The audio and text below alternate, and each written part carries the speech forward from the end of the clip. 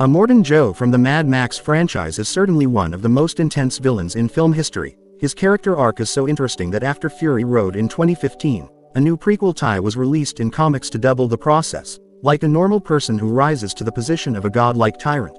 But you know, what really stands out is the guy's flawless design.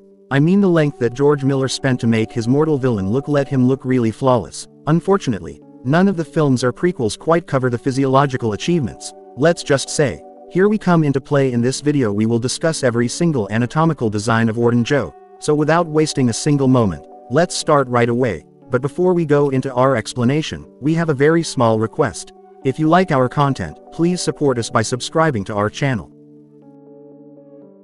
This is a little click for you, but for us it means a lot. Thanks, and let's start who Joe is. If you are familiar with any base of the Mad Max saga, you know that it is set in a dystopian, arid country where basic human needs such as water and food are the main currencies. And you know who is the king of this world, on which he sits piles of these resources, while the crowd suffers before his post-apocalyptic rise to power. And before he became the Joe, this guy was a scoundrel named Colonel Joe Immortan.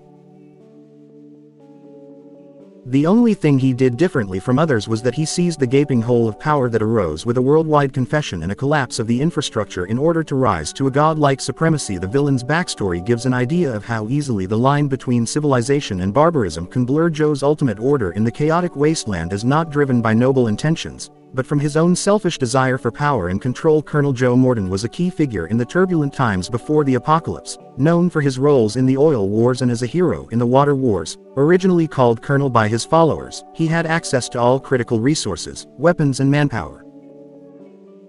These assets gave him a significant advantage in a harsh, lawless environment, where Australia became the Mad Max universe. Using his ruthless and strategic mind, the Colonel took advantage of these advantages to turn into a despot who ruled the wasteland with an iron fist. At the beginning, he founded a biker gang to terrorize the survivors after the demise of civilization. His gang included unscrupulous minions such as Major Kalashnikov and a cunning strategist named Deep Dog. With each battle the gang grew stronger by killing the leaders of other groups and capturing their wives. After all, his vision of restoring society quickly took a darker turn over time as he and his gang ventured into the wasteland, where they discovered a huge aquifer facility, which later became known as the Citadel. It wasn't long before Joe and his biker gang took over the Bullet Farm gas town and finally the Citadel in that sense. The Colonel seized an opportunity that most people did not even notice, let alone took advantage of Joe Immortan's military experience and his obvious lack of concern for human life. Something that existed even before the collapse of society actually allowed him to create a new social order, which revolved exclusively around his own power. As a result, the Colonel became more than just a leader. He became a figure of immortality in the eyes of his followers, who were waiting for eternal glow. And how did Colonel Joe rise to the deity in the midst of the whole dying world? Any remaining hint of humanity in Colonel Joe Immortan quickly disappeared as he became a ruthless and calculating monster who returned humanity to its most primitive state. Immortan's order was to kill every man they encountered, assimilate the women and children into their ranks. This path eventually led him to the Citadel, his fortress on the road, where he gained a godlike status among his followers. The brutal reality of this world: people began to worship Joe like a god, when he turned the aquifer into the three towers of the Citadel and continued to become ecclesiastical.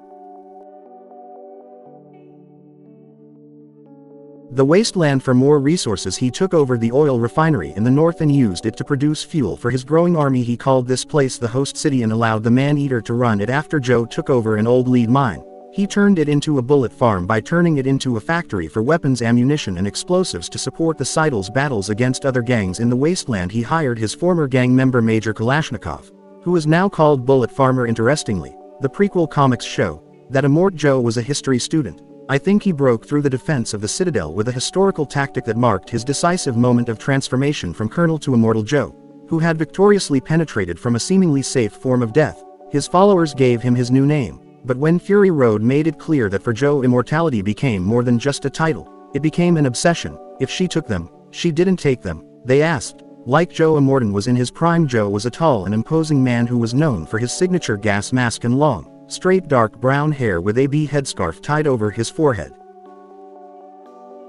He usually wore a rather rough sleeveless leather jacket decorated with military-style epaulets on the left shoulder, while his right shoulder were protected by a metal armor with rivets. But under his quasi-military jacket Joe was wearing a plain black muscle shirt, As far as I think that the eccentric additions to his jacket were actually products of everything he had flushed through his conquest. One thing should be noted. Joe was resourceful, ruthless and determined, but most importantly, he was idealistic. He had a true vision for the future, which was not limited to surviving only by raids on the wasteland, but he was trying to create an inheritance that would survive him, and it was this idealistic vision that led him to his destiny, and he would rather act by pure determination and hard work. Joe managed to collect a strong and ruthless, but only among his men did he understand the importance of the water supply of the Seidel, the nearby oil refinery and the control farm, and so, over time, Joe turned his band of robbers into a small empire that owned a large army of dedicated warriors with access to oil refineries irrigated with fresh water and a factory for weapons and ammunition. Although Joe's domain was located in the middle of a desolate wasteland, he barbarically ruled his own civilization island with an iron fist. Since war, Joe embodies many qualities, who are often found among cult leaders and dictators. He is a powerful orator and uses his skills to captivate his audience with great speeches to win their loyalty. Joe is also a donkey who constantly reminds everyone of his control over the resources of the Citadel.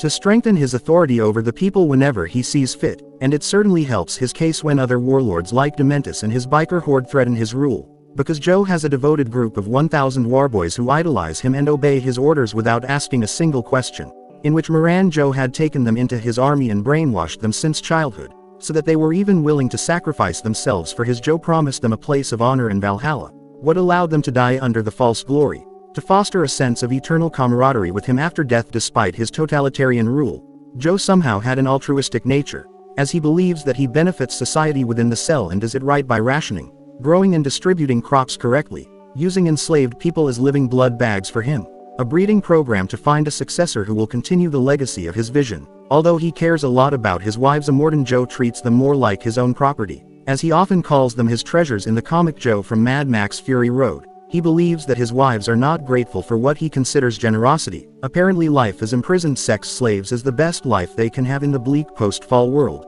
But in his opinion, these girls do not appreciate this freedom and have dared to rebel against his authority. Even then, he to carry his children, and be careful not to do anything that would endanger their lives. This was also Joe's Achilles heel, something that Furiosa and his five used as a weapon to take advantage of during their daring escape from the sidelines. Immortan Joe twisted sexual kinks. The prequel comics vividly explore Immortan Joe's sexual kinks, something that will make them inherently disgusting when he calls himself a daddy in the presence of his wives and even asks his youngest wife to sit on his lap like a child, just to take her virginity. He seems to enjoy the crazy age difference between him and his wives. In the comics Toast, one of his 5 wives even mentioned right away that he forced her to do anal penetration one night, which basically means that his wives were not only there to carry his children, but also existed to please him, since he somehow thought it was right. The comics also suggest that he may have had a closed mind for men, as the women would rather sleep with a warboy than with them. Even the storyteller who told the comic story implied something along the same lines, and I think we can further support this claim by the fact that Joe often encourages noir guys by referring to himself as their dad, which is a dynamic. What do you think of this iconic villain? Would you like us to cover Immortan Joe's entire life in detail? As always, let us know in the comment box below if you liked our content. Don't forget to leave a like and subscribe to us if you don't have a good one yet, and be sure, thanks to everyone.